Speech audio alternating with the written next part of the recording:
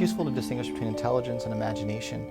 They are different constructs, as we would say. So I like to view intelligence as all the things, all the thought processes, behaviors that allow us to learn what is, learn the way the world is. Whether or not it's in a classroom situation and we have to use our learning skills to understand the material that's being taught to us, or we're reading something, we have to comprehend what we're reading, or we have to observe things. And a lot of that draws on this executive brain network, our ability to focus and to synthesize information in our heads at one time and remember them.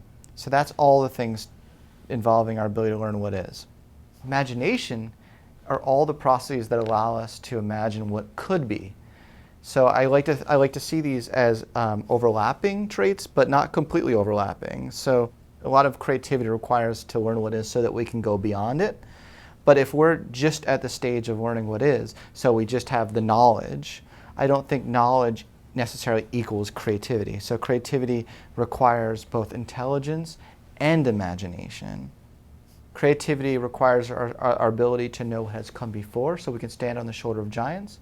But it also requires the ability to have great foresight and vision to imagine the world the way that it could be. And when we combine the two, I think that makes us much more likely we'll have creativity.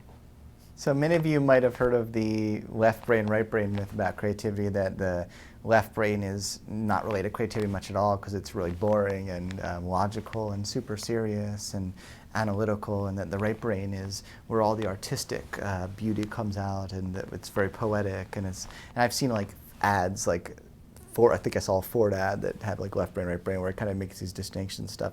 Well, the reality is that creativity involves interaction of lots of different brain networks that rely on both the left side and the right side of the brain.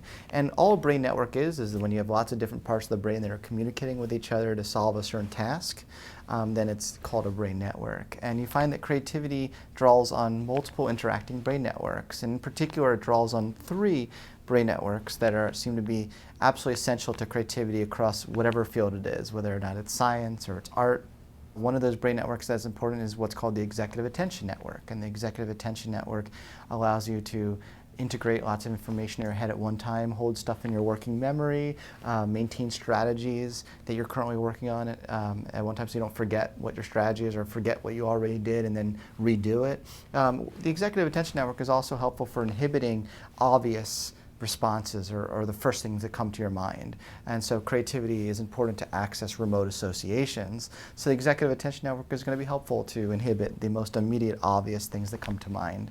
People who are very good improv artists, for instance, the first thing that comes to their mind is usually not the most creative, so they tend to like wait for the second or third thing, and that's one of the improv activities. So the second major brain network that's important is the default mode network, but I like to call it the imagination network because it's very active, it's highly active every time we turn our focus of attention inward, and we focus on our daydreams, we focus on our future goals, on when we're ever trying to take the perspective of someone else. So it's very important for having compassion for someone else because it allows us to imagine what someone else is thinking or feeling.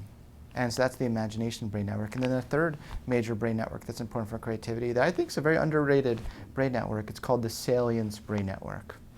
And that's associated with what is most salient in our environment, what is most interesting to us. Before we think through consciously about a creative activity, and even before we activate our imagination, there's a process before both of that where we have a subconscious process where the salient brain network tags things as interesting or not interesting in our environment, and it either feeds it to our imagination network or to our executive attention network to pay attention to.